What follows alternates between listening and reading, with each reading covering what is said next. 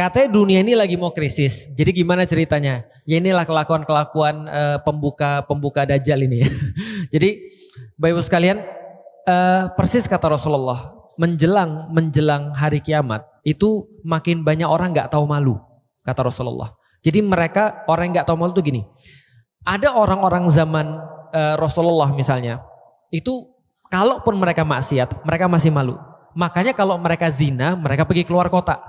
Paham sampai di sini ya? Karena kalau zaman dulu, kalau Bapak Ibu belajar sejarah, di zaman Rasul zina sudah ada. Dan zina itu tempatnya tahu kita di mana? Di luar kota Madinah. Di luar kota Mekah. Itu ada namanya daerah-daerah tempat orang zina. Kenapa? Karena mereka tidak mau melakukan zina di depan mata orang. Jelas sampai di sini? Berarti mereka sembunyi-sembunyi atau terang-terangan ketika melakukan zina. Zaman sekarang orang-orang terang-terangan atau sembunyi-sembunyi. Sekarang ada orang berzina diwawancara, Pak. Malah bikin pengajian dia. Malah bikin kajian kan. Terus dia bilang gini, memang gua zina, setidaknya gua mengakui daripada kalian munafik. Gua tahu banyak orang-orang kerudungan berzina juga, tapi dia masih diem. Paham sampai di sini? Jadi sudahlah salah, nggak malu. Ini orang zaman sekarang. Jadi orang zaman sekarang ciri-cirinya nggak tahu malu.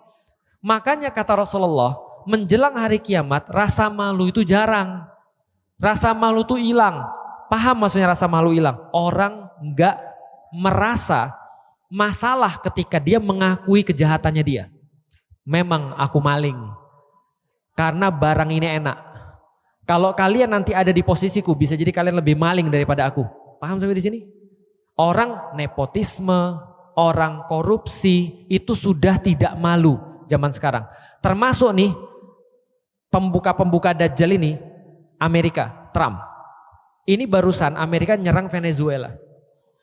Ngambil presidennya, lalu kemudian presidennya dibawa ke Amerika, dihukum berdasarkan hukum Amerika. Dan jelas-jelas mereka mau minyaknya Venezuela.